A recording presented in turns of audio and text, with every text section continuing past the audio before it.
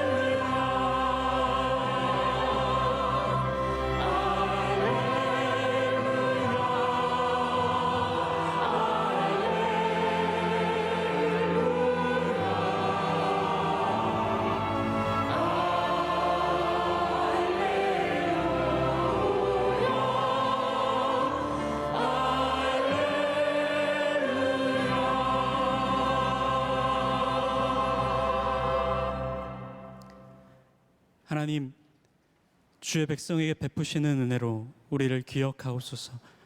주의 구원으로 우리를 돌보사 그 형통함을 보게 하시고 주의 나라의 기쁨을 나누어 가지게 하사 주의 유산을 자랑케 하옵소서.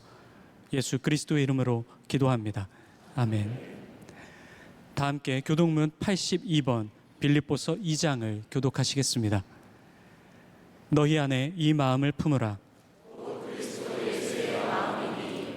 그는 근본 하나님의 본체시나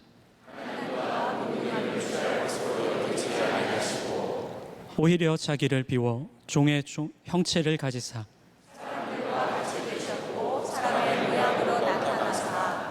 자기를 낮추시고 죽기까지 복종하셨으니 곧 십자가에 죽으심이라.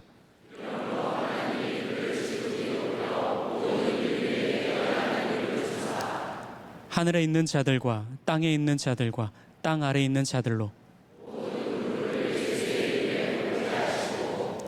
모든 입으로 예수 그리스도를 주라 시인하여 하나님 아버지께 영광을 돌리게 하셨느니라. 아멘. 모두 자리에 앉으시겠습니다. 이 시간 주님의 마음을 내 삶에 새기며 노래하시겠습니다.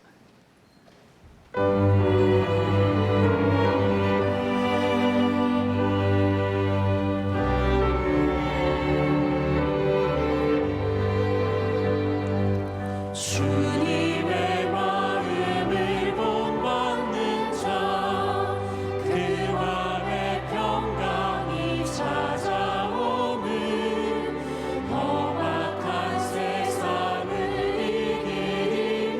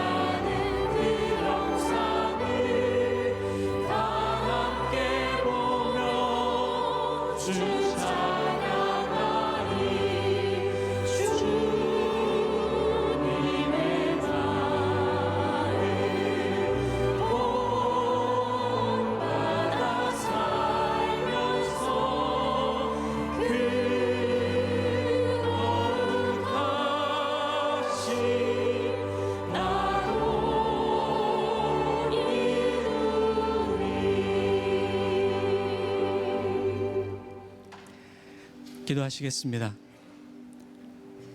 하나님, 조국의 이름을 자유로이 부를 수 없던 시대 속 그리스도의 이름 예수를 부르며 자유를 외쳤던 이들이 있었습니다. 찢겨진 사나 아래 남과 북으로 나누어지던 시간, 찢겨진 그리스도의 몸을 떠올리며 하나임을 지키기 위해 흘린 피들이 있었습니다. 그리고 황폐와 폐허 속 광야의 길을 사막의 강을 내시는 하나님을 의지하며 세월을 감내한 이들이 있었습니다. 하나님, 이제는 예배하는 우리가 그 자유와 평화 그리고 땅에 이루어질 하늘의 뜻을 구합니다. 하나님, 우리를 보호하여 주시옵소서. 그리하여 이 나라 하나님 나라 삼으시옵소서.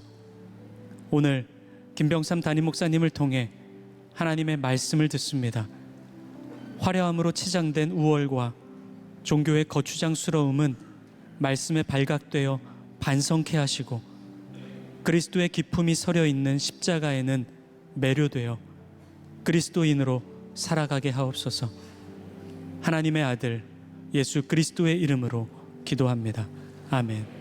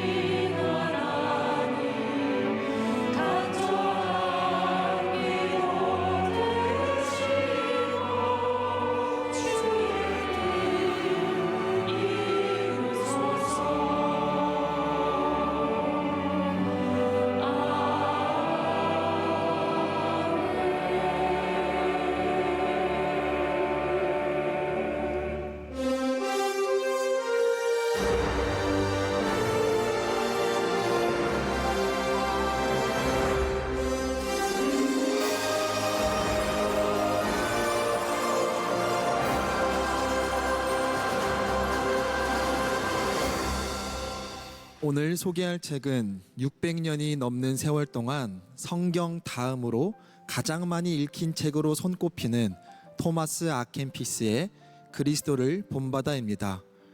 그리스도를 본바다는 본래 수도원 후배들을 위해 집필한 경건 생활 지침서였지만 곧바로 유럽 전역으로 퍼져나가며 평신도와 목회자, 심지어 종교 개혁자들에게까지 깊은 영향을 미쳤습니다. 요한 웨슬리, 보네퍼 등 수많은 인물이 이 책을 통해 신앙과 영성의 길을 다시 열었습니다. 그리스도를 본받아의 핵심은 겸손과 사랑입니다.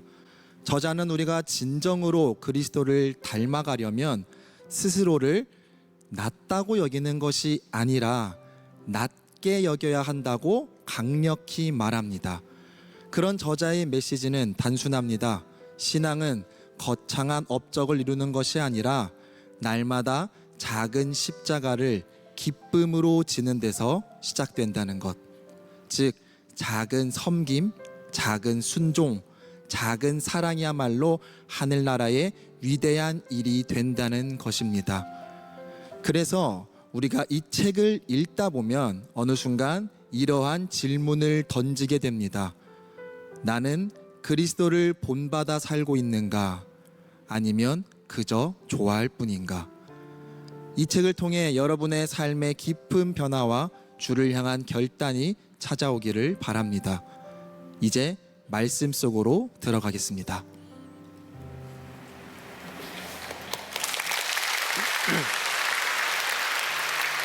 소개를 받으니까 좀 기대가 되시나요?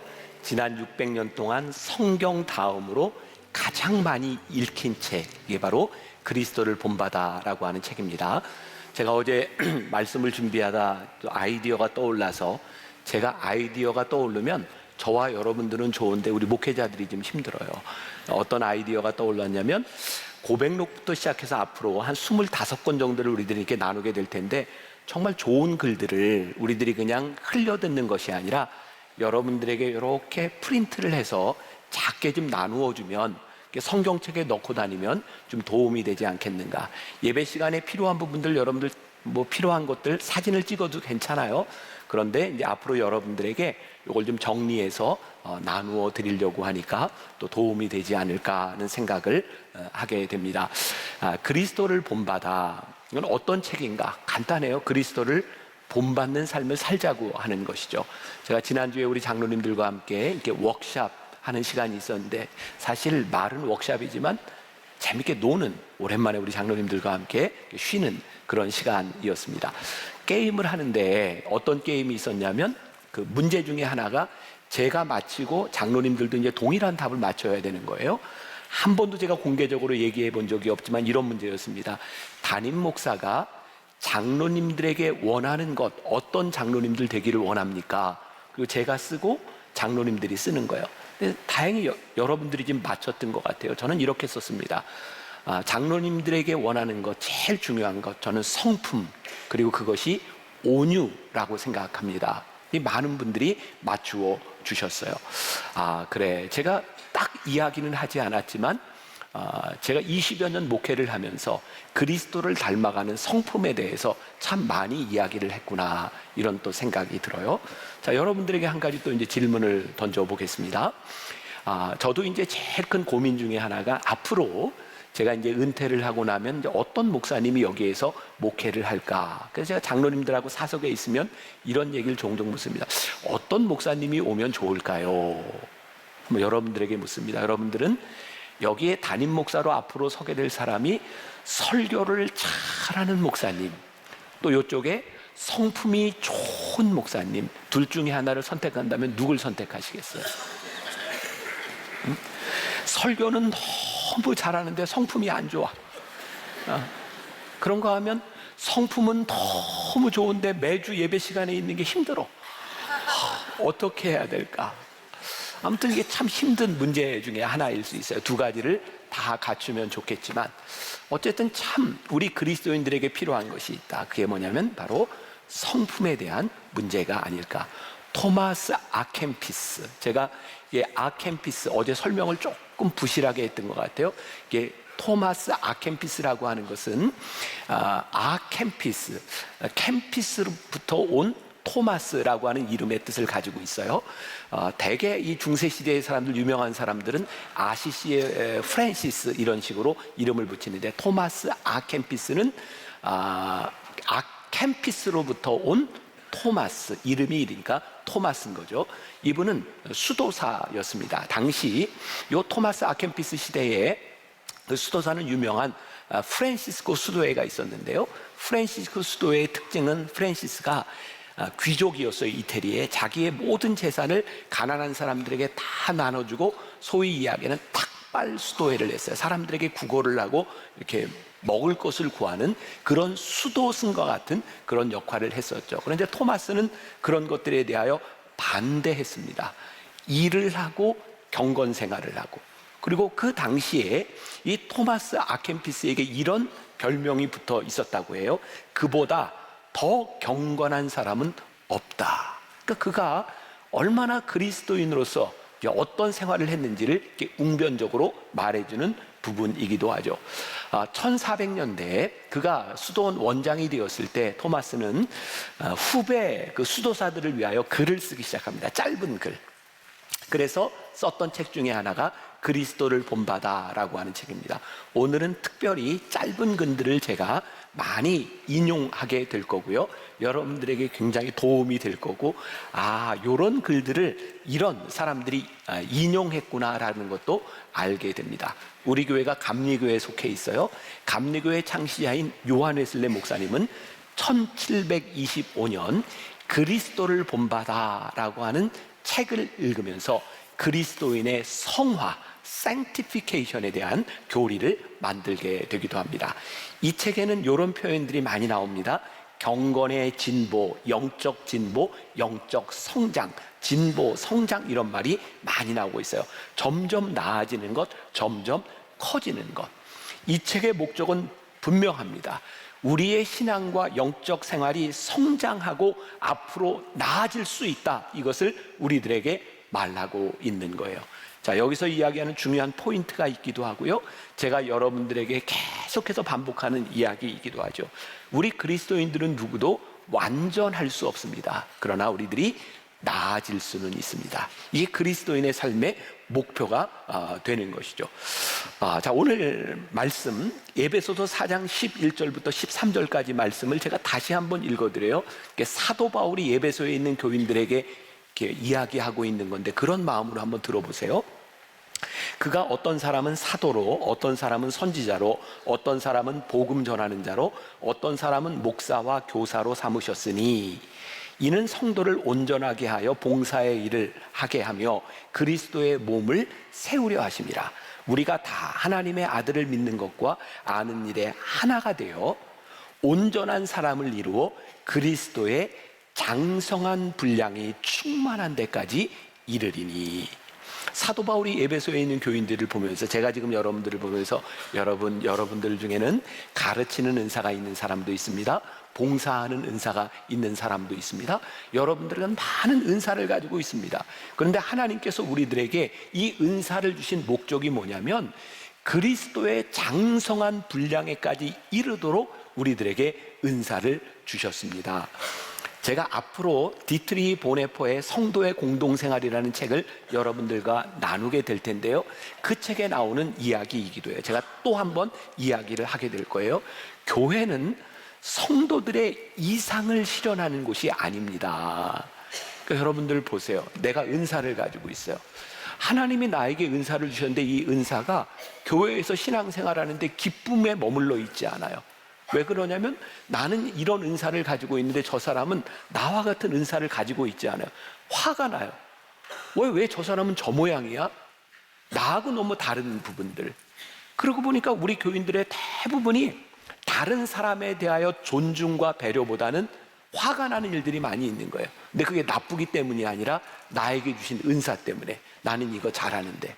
근데 오늘 토마스 아켄피스가 멋진 이야기를 하고 있는 거예요. 오늘 이 본문에 이야기하는 것처럼 우리들이 하나님이 우리를 믿음의 공동체로 부르신 이유는 우리들의 이상을 실현하는 것이 아닙니다. 우리 모두를 장성한 분량에까지 이르도록 우리를 모아주신 것입니다.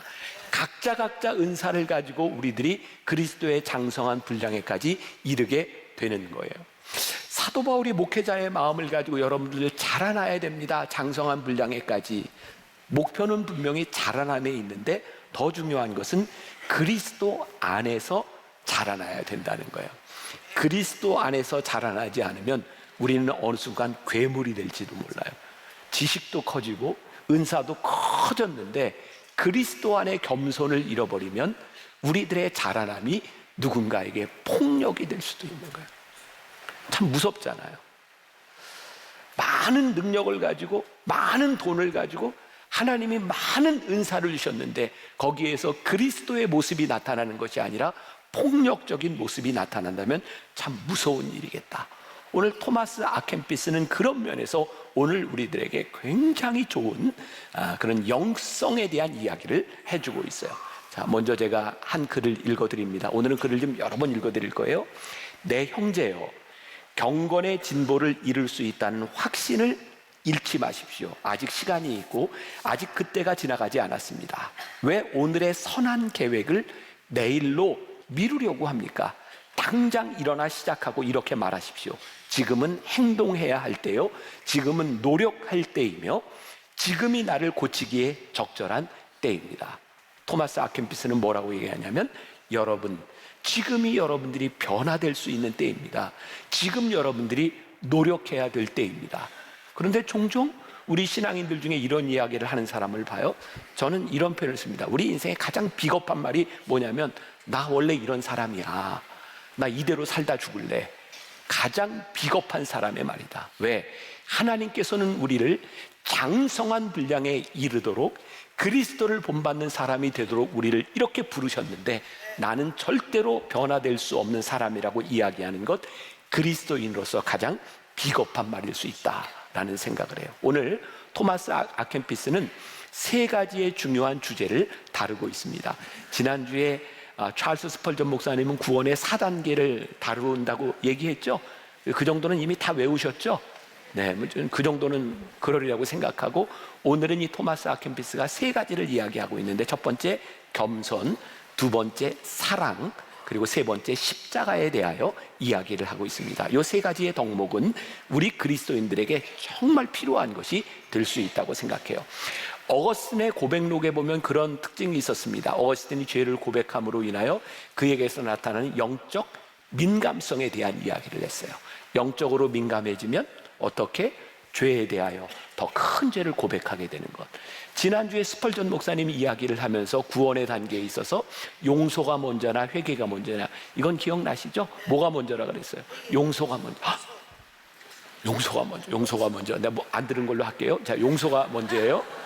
자, 하나님이 우리를 용서해 주셨다고 하는 확신 가운데 들어갈 때 비로소 우리의 회개가 능력이 있는 것이고 회개를 하게 된다. 더 큰 용서를 해주셨는데 그 더 큰 용서를 경험하고 나니까 더 큰 회개를 하게 된다. 이 겸손이라고 하는 것도 그런 면에서 굉장히 중요한 일인데, 하나님 앞에서 나를 보기 시작할 때 우리는 겸손해지는 거예요. 나 자신을 바라보면 내가 기준이 되면 우리는 얼마나 교만해지는지 몰라요. 근데 하나님 앞에서 나를 보게 될 때 우리가 겸손해진다. 교만이라는 게 뭘까요? 내가 지식을 가지고 있는 것이 문제가 아니라 내가 가지고 있는 지식이 다른 사람보다 낫다고 생각하고 내 지식을 드러내게 될 때 그 사람들은 교만하다라는 이야기를 하게 되는 거죠. 그런데 생각해 보세요. 여러분들은 하나님이 우리를 지으시고 우리의 삶의 목적을 가지고 계시다. 믿으세요, 안 믿으세요? 굉장히 중요한 일이잖아요. 하나님이 내 인생에 대한 목적을 가지고 계셔. 하나님이 나를 이렇게 이끌어 가고 계셔. 그런데 하나님 앞에서 내 맘대로 내 인생에 대하여 이야기한다면, 내 인생은 이런 것이라고 이야기한다면 얼마나 교만한 것이겠어요. 그러니까 우리들의 삶이 하나님 앞에서 우리를 보기 시작할 때 우리들의 삶의 기준이 달라지게 되어 있는 거죠. 자, 조금 짧은 글이지만 우리 성우의 목소리를 한번 들어보겠습니다. 자신을 잘 아는 사람은 자신을 낮게 보기에 사람들의 칭찬에 우쭐하지 않습니다. 내가 세상 모든 것을 알더라도 사랑이 없다면 내 행위대로 심판하실 하나님이 보시기에 내게 무슨 도움이 되겠습니까? 많이 이해하고 많이 안다는 생각이 든다면 그대가 알지 못하는 것이 더 많음을 명심하십시오. 지나치게 지혜로워 보이려 하지 말고 오히려 자신의 무지를 인정하십시오. 바로 이 글도 여러분들이 여러분들의 책을 보는 분들이라면 이런 표현들이 곳곳에 나와 있는 것을 보게 됩니다. 여러분들이 지혜롭다면 여러분들이 얼마나 무지한지를 인정하십시오. 근데 진짜 지혜로운 사람은 지식이 많아지면 많아질수록 우리가 모르는 것이 많다고 하는 것을 인정하게 되는 거죠. 조금 전에 우리 목사님이 이야기했던 것처럼 겸손의 핵심은 내가 남보다 나를 낮게 여기는 것이 아니라 남보다 나를 낮게 여기는 거예요. 근데 이제 여기에 이제 우리들이 대입을 해보잖아요. 저도 대입을 해보고 우리는 과연 남들을 바라볼 때 어떤 마음들을 가지고 있는가. 빌립보서 2장 5절부터 7절까지 그 유명한 복음의 핵심, 예수님의 겸손에 대해서 이야기하고 있어요. 너희 안에 이 마음을 품으라. 곧 그리스도 예수의 마음이니 그는 근본 하나님의 본체시나 하나님과 동등됨을 취할 것으로 여기지 아니하시고 오히려 자기를 비워 종의 형체를 가지사 사람들과 같이 되셨고, 이게 흔히 이야기하는 예수님이 이 땅에 오신 겸손 케노시스의 복음에 대한 이야기예요. 예수님은 하나님과 동등된 분이셨지만 예수님은 스스로를 높게 여기지 않으시고 스스로를 낮게 여기셔서 우리와 함께 하셨다. 자, 낭독을 하나 좀 더 들어보겠습니다. 사실 모든 사람이 자기 입맛에 맞는 일은 기꺼이 하고 마음에 맞는 사람은 흔쾌히 존경합니다. 그러나 하나님이 우리 가운데 계시면 때로는 평화를 위해서 자기 생각을 고집하지 말고 내려놓아야 합니다. 더없이 지혜로워 모든 것을 다 아는 사람이 어디 있겠습니까? 그러므로 자기 생각을 과신하지 말고 다른 사람들의 판단에 귀를 기울이십시오. 자기 생각이 좋더라도 하나님을 위해 내려놓고 다른 사람의 생각을 따른다면 그대에게 더 유익할 것입니다. 이 부분이 와 닿으세요? 자, 이 부분 보세요. 한번 여러분 생각해 보세요. 자기 생각이, 내 생각이 좋더라도 하나님을 위해 내려놓고 다른 사람의 생각을 따른다면 그대에게 더 유익할 것입니다. 여러분들 스스로 생각하기에 여러분들이 가지고 있는 생각은 다른 생각보다 좀 낫다고 생각하세요? 아니면 내 생각은 구려, 이런 생각을 하세요? 아마 저를 포함해서 여기 있는 모든 분들이 내 생각이 그래도 다른 사람보다는 나아, 이렇게 생각하는 사람이 훨씬 더 많을 겁니다. 저를 포함해서요. 그런데 여기 보니까 하나님을 위해서 좀 내려놓으세요. 그러면 여러분들에게 참 유익할 것입니다 라고 하는 이 말을 들을 때 여기에 핵심이에요. 당신의 생각이 아무리 옳다고 좋다고 생각해도 하나님을 위하여 다른 사람을 위해서 좀 내려놓으십시오 라는 말을 들었을 때 여러분들의 머릿속에는 그래, 네가 좀 내려놓으면 참 좋겠다, 평화가 오지 않겠니? 이런 생각이 들으세요? 그래, 내 생각을 내려놓자, 이런 생각이 들으세요? 진짜 큰 문제는 우리는 이 이야기를 들을 때 어떤 생각을 하게 되냐면 그래, 너만 생각을 내려놓으면 평화롭겠다, 이런 생각이 든다는 거죠. 하나님 앞에서 정말 우리들이 보아야 될 문제, 사실은 다른 사람에 대한 문제가 아니라 다른 사람이 그렇게 해야 되는 것이 아니라 내가 하나님 앞에 내려놓을 수 있어야 되는데 그게 어려운 거예요. 저를 포함해서 우리들 모두에게 참 어려운 일인 거예요. 이제 대통령 선거가 끝났으니까 제가 이제 이런 이야기를 할 수 있을 것 같아요. 정말 묘하게도 지난번 4번에 걸쳐서 보니까 보수 진보 이렇게 4명의 대통령들이 이렇게 딱 이제 갈라졌습니다. 여러분이 이제 투표를 할 때마다 아는 거지만 투표를 하고 나면 이번에는 조금 차이가 벌어졌지만 대부분의 경우에는 아주 근소하게 내가 생각했던 그 사람이 대통령이 돼도 그렇지 않게 생각하는 사람이 국민의 반은 돼요. 내가 찍은 사람이 안 돼도 다른 사람이 한 반은 돼요. 근데 우리는 늘 어떤 생각을 해요? 저 사람이 대통령이 되면 나라가 망할 것 같아. 그건 절대 안 돼. 근데 지금 4번 대통령이 바뀌는 동안 우리나라 망했어요? 안 망했어요? 우리나라 그렇게 쉽게 망하지 않습니다. 여러분, 내 생각을 고집하고 내 생각이 옳다는 것을 좀 내려놔도 그렇게 큰 문제가 생기지 않습니다. 제가 지금 대통령 선거가 끝났기 때문에 저는 목사로서 이런 얘기를 할 수 있다고 생각하고, 또 이번에도 대통령 선거 전날 신문사에서 연락이 왔어요. 새로운 대통령에게 바란다, 원하는 걸, 아니 누가 될지도 모르는데 그걸 또 어떻게, 제가 이런 사람, 이거 교만. 이거 겸손해야 되는데. 자, 근데 제가 누가 될지 모르지만 그때 저는 진짜 누가 될지 몰랐어요. 이렇게 얘기를 했어요. 누가 대통령이 돼도 포용하고 관용하고 안아주십시오. 여기 있는 사람들 중에 반은 지금 대통령 되게 싫어하는 사람일 거고 반은 지지하는 사람일 수 있어요. 근데 진짜 우리들이 대한민국 이 나라를 사랑하고 우리들이 하나님의 능력을 믿는다면 내가 낫다고 생각하는 것쯤은 좀 내려놓고 기도해야 되지 않을까. 저는 지난번 대통령 때도 똑같이 이야기했어요. 여러분들의 마음에 들고 안 들고 여러분들의 생각보다 더 중요한 것이 있습니다. 하나님은 우리의 생각보다 훨씬 더 크신 분이고 하나님께서 사랑하시고 택하신 이 나라 대한민국은 한 사람 때문에 좌지우지 될 만큼 그렇게 연약한 나라가 아닙니다. 그러니 우리들이 하나님 앞에 우리의 생각들을 내려놓는 것, 우리의 생각을 내려놓지 못하는 사람들의 특징이 뭔지 아세요? 지극히 이기적이고 지극히 자기중심적이라는 거예요. 어린아이같이 유치하다는 거예요. 근데 우리의 생각이 성장하고 장성하면 내가 옳다고 생각하는 것을 조금 더 내려놓을 수 있는 여유들이 생길 수 있는 거예요.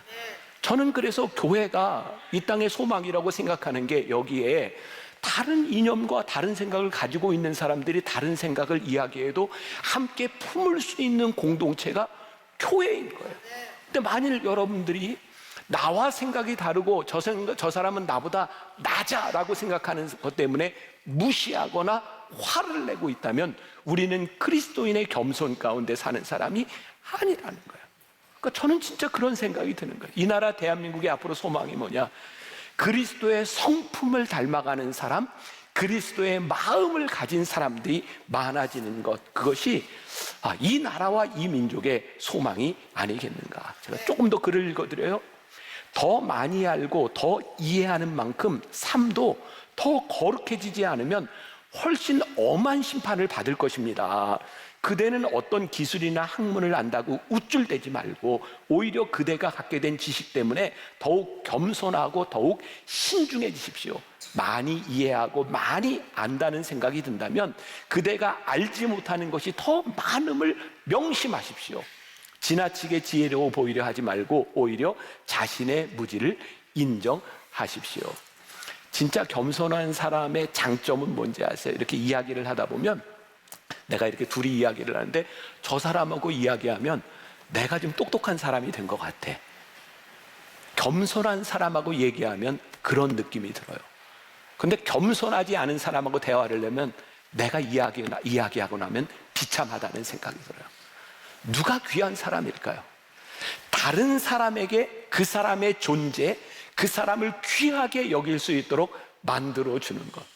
왜 우리나라 사람들은 명절 때가 되면 정치 얘기하지 말라고 정치에 집안에 분란이 생긴다는 그런 이야기를 할까?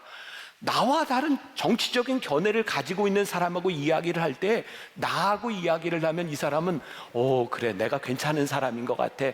서로에게 그런 생각이 들 수 있도록 살아간다면 우리가 얼마나 성숙한 사람이 되겠는가.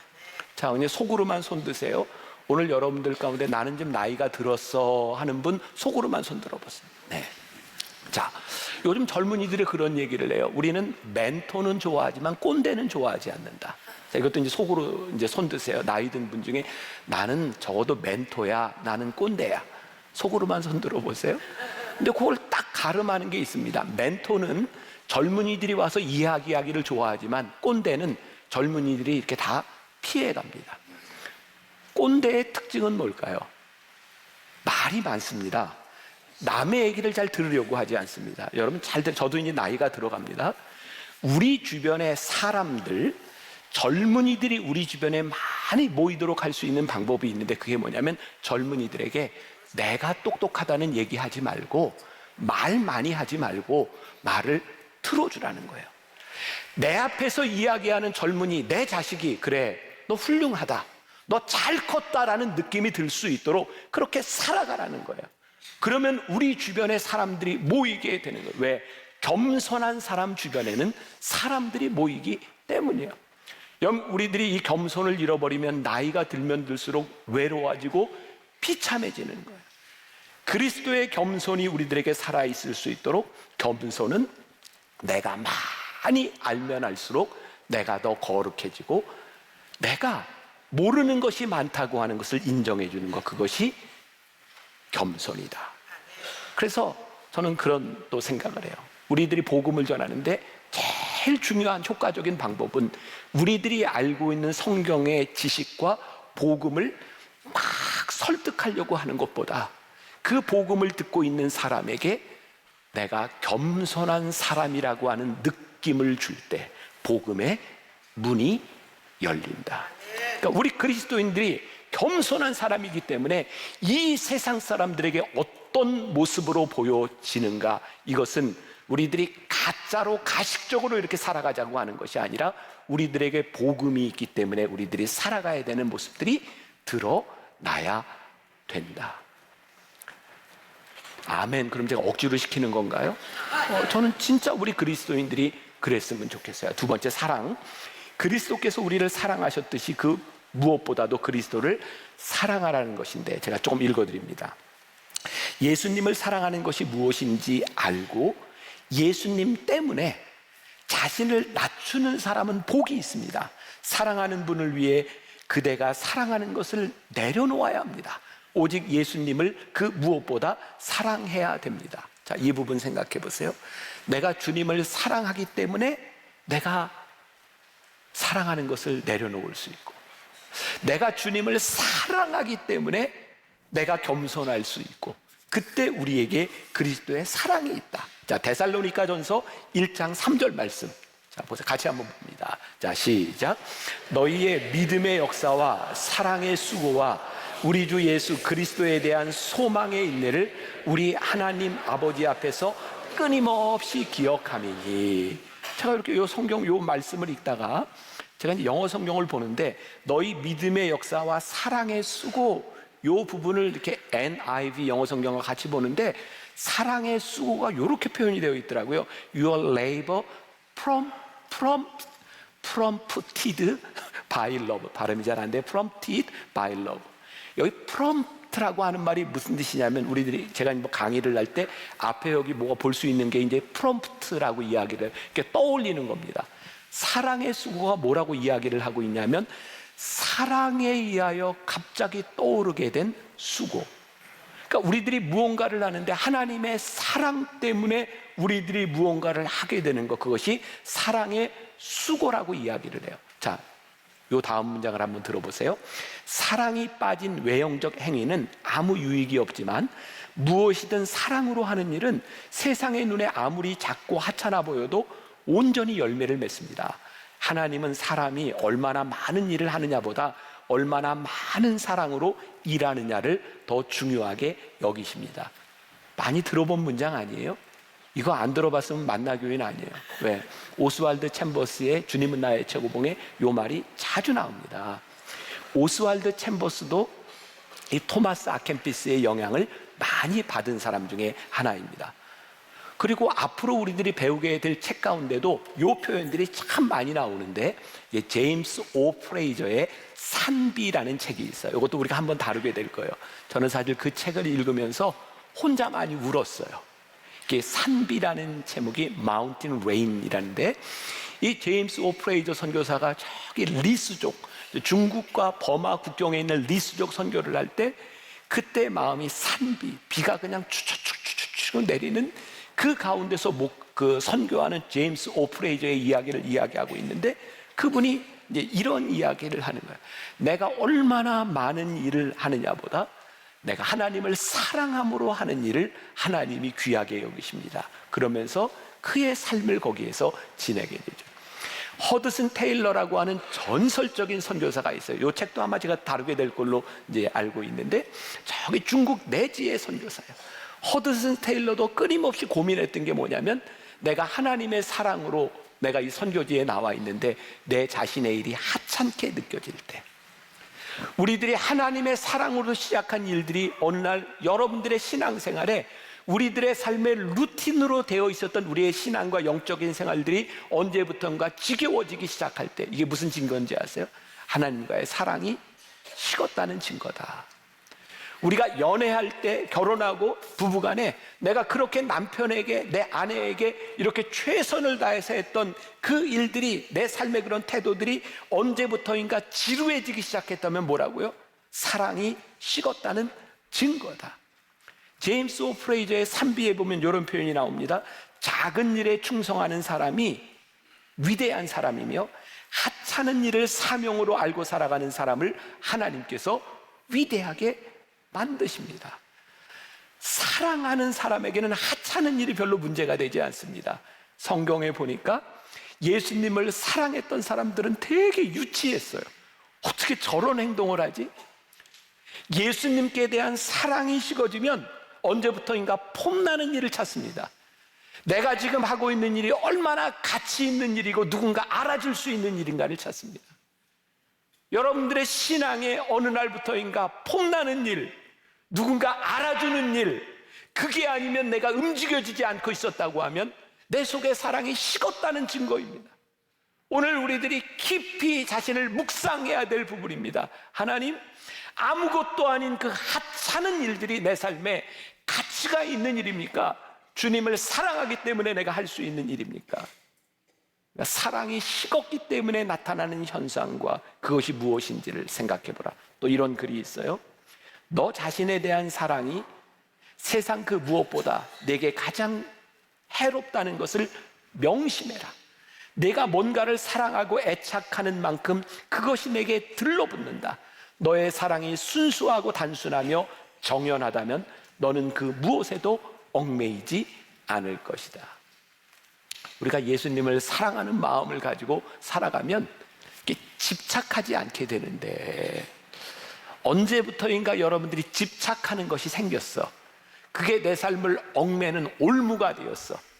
뭐예요? 사랑이 존재하지 않는다는 증거이다. 마지막 십자가에 대한 이야기를 합니다. 욕을 너무 좋아요. 나중에 여러분들 프린트해서 나눠줄 부분이긴 한데 조금 들어봅시다.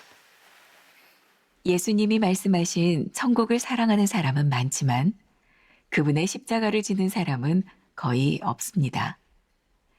예수님에게서 안락함을 얻으려는 사람은 많지만 환난을 받으려는 사람은 거의 없습니다. 예수님과 함께 식탁에 앉으려는 사람은 많지만 그분과 함께 금식하려는 사람은 거의 없습니다.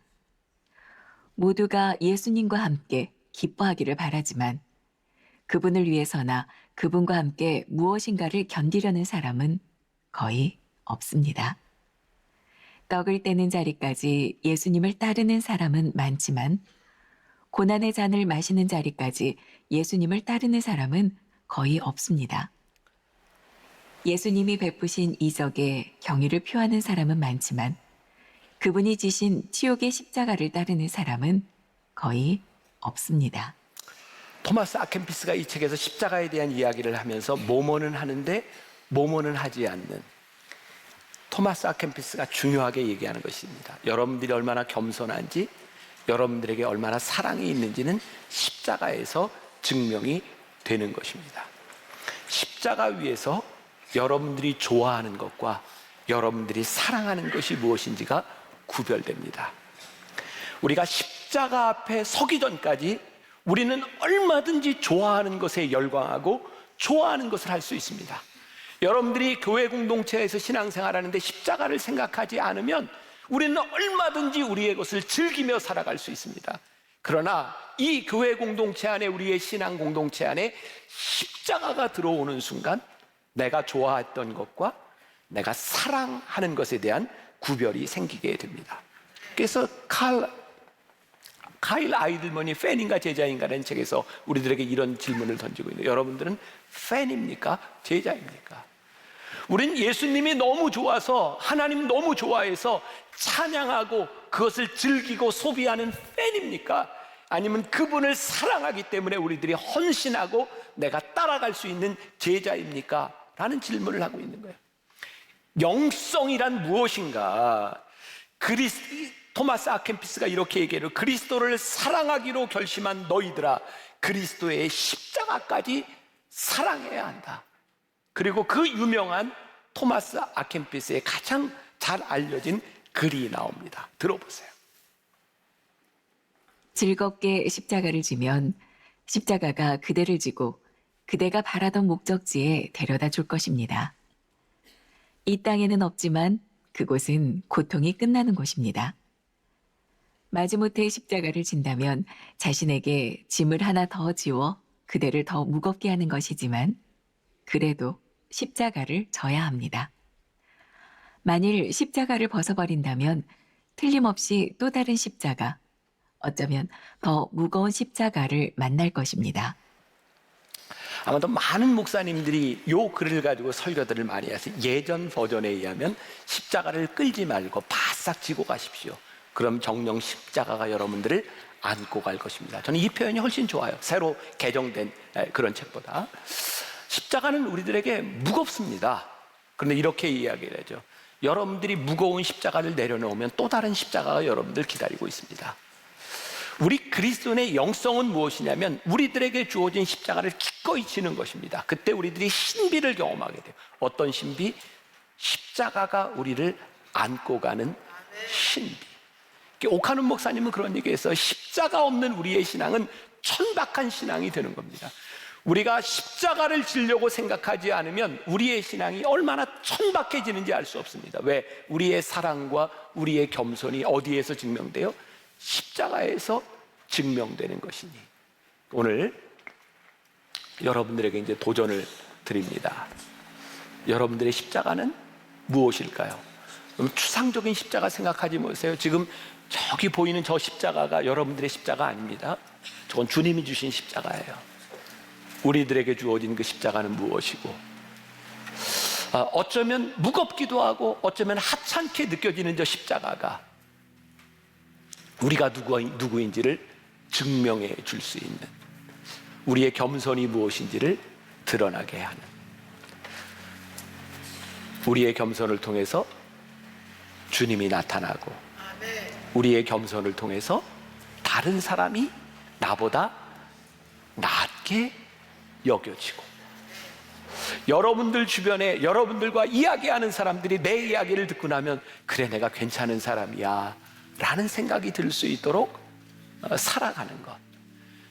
내 생각만 내려놓으면 우리가 사는 세상이 조금 더 평화로워질 수 있어 라고 생각하는 것이 아니라, 내 생각을 좀 내려놓으면 이 세상이 좀 평화로워질 수 있어, 하나님 앞에 내 생각 좀 내려놓을 수 있어 라고 말할 수 있는 사람들, 저는 이게 복음이라고 믿어요.